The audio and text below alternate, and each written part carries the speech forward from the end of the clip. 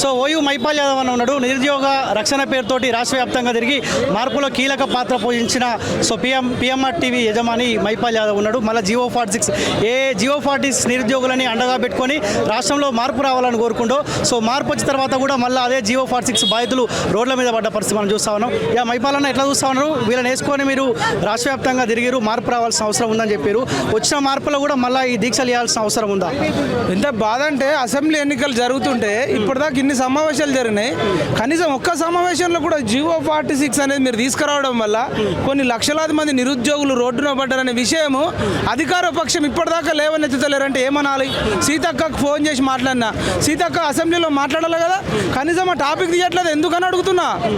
ఇంత దారుణమా? మీ జాబులు మీకు వచ్చినాయి, మంచిగా ఉన్నారు, మరి వీళ్ళ జాబులు ఏం కావాలి? వీళ్ళతో పరిష్కారం చేయాలి కదా, చర్చలు జరపాలి కదా.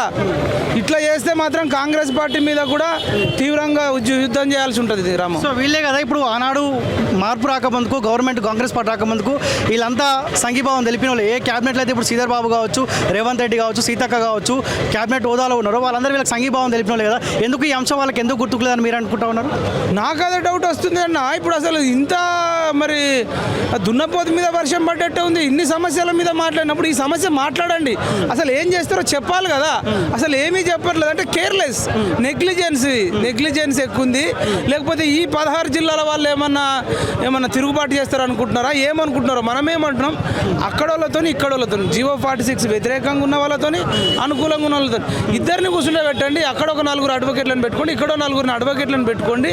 ఈ సమస్యకు శాశ్వత పరిష్కారం చూపెట్టాలని అడుగుతున్నాం. సో మనది కూడా బాధ్యత కదా, మార్పు రావాలని మనం కూడా కీలక పాత్ర పోషిస్తాము. సో రాష్ట్ర వ్యాప్తంగా తిరిగి పబ్లిక్ని చైతన్యం చేస్తాము. సో ఈరోజు G46 బాధితులు ఇబ్బంది పడుతున్నారు అంటే మనం కూడా బాధ్యత వహించాల్సిన అవసరం ఖచ్చితంగా ఉంటుంది కదా. సో ఎట్లా పోరాటం చేయాల్సిన అవసరం ఉన్నది?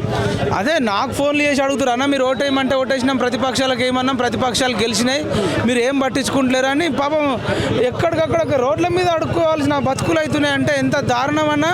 ఖచ్చితంగా మనం ఇంకా ఇట్లాంటి సభలు పెట్టుకోవాలా, రేపు అవసరం అనుకుంటే ఒక భారీ బహిరంగ సభకు ప్లాన్ చేయాలా, మిగతా అంతా మీడియాని ఎలక్ట్రానిక్ మీడియాని పెట్టాలి.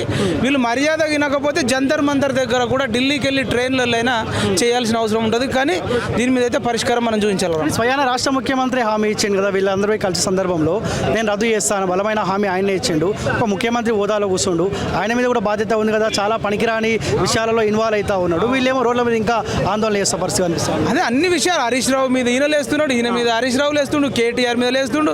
ఆ దొంగలే కదా మెయిన్ టాపిక్. నువ్వు చెప్పు, రేవంత్ రెడ్డి కానీ సీతక్క కానీ చెప్పండి. G46 వాళ్ళు ధర్నా చౌక్లో ధర్నా చేస్తున్నారు, మీ వల్లనే కొన్ని లక్షలాది మంది రోడ్ల మీద పడ్డారు, పిల్లలు సూసైడ్ చేసుకుంటారని ఈ ప్రశ్న వీళ్ళు ఎందుకు లేవనెత్తలేరు, వాళ్ళని ఎందుకు కౌంటర్ చేస్తలేరు? ఇది చేయకపోతే మాత్రం వీళ్ళకి నిరసన తప్పదు. ఊహించిరా ముందుగానే మార్పు వచ్చిన తర్వాత కూడా ఇట్లా ఇందిరాపార్క్ దగ్గర ధర్నాలు చేయాల్సిన అవసరం ఉంటుందని మీరు ఊహించినారా? అంటే ఇప్పుడు వీళ్ళదైతే మేము చర్చలు అయితే జరుపుతారు అనుకున్నాం, కానీ ఇది అంత పెద్దగా ఊహించలేదు. ఇది చాలా దారుణం అండి. ఇంతమంది కనబడతలేరా, వినబడతలేవా, కళ్ళు కనబడతలేవా, చెవులు వినబడతలేవా కాంగ్రెస్ ఎమ్మెల్యేలకు? ఆ బీఆర్ఎస్ వాళ్ళని కౌంటర్ చేయండి, హరీష్ రావును కానీ కౌంటర్ చేయండి, కేటీఆర్ కానీ కౌంటర్ చేయండి. అరే మీరే కదరా G46 తీసుకొచ్చి పిల్లలు ధర్నా చౌక్లో ధర్నాలు చేస్తున్నారని అడగరాదా సీతక్క గారు? మీరు రేవంత్ రెడ్డి గారు మీకు అడగరాదా? అడగాలని చెప్పి ఈ ధర్నా చౌక్ నుంచి డిమాండ్ చేస్తున్నాం. అడగకపోతే రేపు ఎంపీ ఎలక్షన్లో ఎట్లా తిరుగుతారో నేను చూస్తా. వీళ్ళంతా అఫీషియల్గా కాంగ్రెస్ పార్టీకి ఓటేయమని చెప్పిన వాళ్ళేనంట. సో నేను చాలా మందితో మాట్లాడుతూ ఉంటాను, డబ్బులు పెట్టుకొని తిరిగిరు. ఒక్కొక్కరు లక్షల మంది ఒక్కొక్కరు 1000, 2000, 5000 ఖర్చు పెట్టుకొని మరి ఒక్క రూపాయి వీళ్ళు ఓటు వేయించారు, వాళ్ళ కుటుంబ సభ్యులతో వేయించారు, బంధువులతో, స్నేహితులతో కొన్ని లక్షల ఓట్లు వేపిస్తే కనీసం ఒక 5 నిమిషాలు చర్చలు జరపడానికి టైం లేదంటే ఎందుకు మరిగా గవర్నమెంట్ ఉండి? సో నిన్న మాట్లాడుతూ ఉండు రాష్ట్ర ముఖ్యమంత్రి. సో ఏ అంశాన్ని అయితే మనం బలంగా తీసుకెళ్ళాము, ఇది నిరుద్యోగుల గెలుపని మనం చెప్పినప్పటికీ నిన్న స్పందించిండు. ఇది నిరుద్యోగుల గెలిపి అని రేవంత్ రెడ్డి ప్రకటిస్తూ ఉండు. సో నిరుద్యోగుల గోస ఎందుకు ఇంకా పట్టింపు రావట్లంటే ఏం చెప్తారు? అదే నోటి మాటలు వద్దు డ్యూడ్. ఓన్లీ నిరుద్యోగుల వల్ల గెలిచినామని కాదు, నిరుద్యోగుల వల్లతో చర్చలు జరిపితేనే నీకు నిరుద్యోగుల పట్ల చిత్తశుద్ధిని నమ్ముతాం. ఏదో ప్రెస్ ఉంది కాదని చెప్పడంతో ఎవడు నమ్మడు.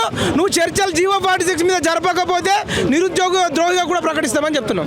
ఎటువంటి పోరాటం చేయబోతున్నారు వీళ్ళ పక్షాన మీరు? నిరుద్యోగ చేసి ఇప్పుడు 1000 మందితో జరుగుతుంది. రేపు 17 జిల్లాలు తిరుగుతాం, లక్షల మందిని కదిలిస్తాం, రోడ్ల మీదకి వస్తారు. మహారాష్ట్రలో రైతులు ధర్నా చేసి రోడ్ల వ్యాప్తంగా లక్షలాది మంది చలో ముంబై ఎట్లా పోయిర్రో మేము చలో హైదరాబాద్ అని చెప్పేసి రాష్ట్రంలో ఉన్న 4 జిల్లాల నుంచి నిరుద్యోగులు అందరితో రోడ్డు మీద వస్తాం. ఎక్కడెక్కడైతే అన్నం పెడితే పొట్ల మరి అరటి పళ్ళు తిన్నైనా సరే కానీ లక్షల మంది హైదరాబాద్కి వస్తాం, ఇదే ధర్నా చౌక్ వస్తాం. అప్పటిదాకా తెచ్చుకోకండి అని చెప్తున్నా. గోటితోని పోయేదాన్ని గొడ్డల దాకా తెచ్చుకోకంటారు. చిన్నగా 1000 మందితో ఇలా ధర్నా స్టార్ట్ అయింది, రేపు లక్షలాది మందితో అవుతుంది. అప్పటిదాకా తెచ్చుకోకండి అని చెప్పేసి మేము కాంగ్రెస్ పార్టీని హెచ్చరిస్తా ఉన్నాం. So thank you so much అన్న.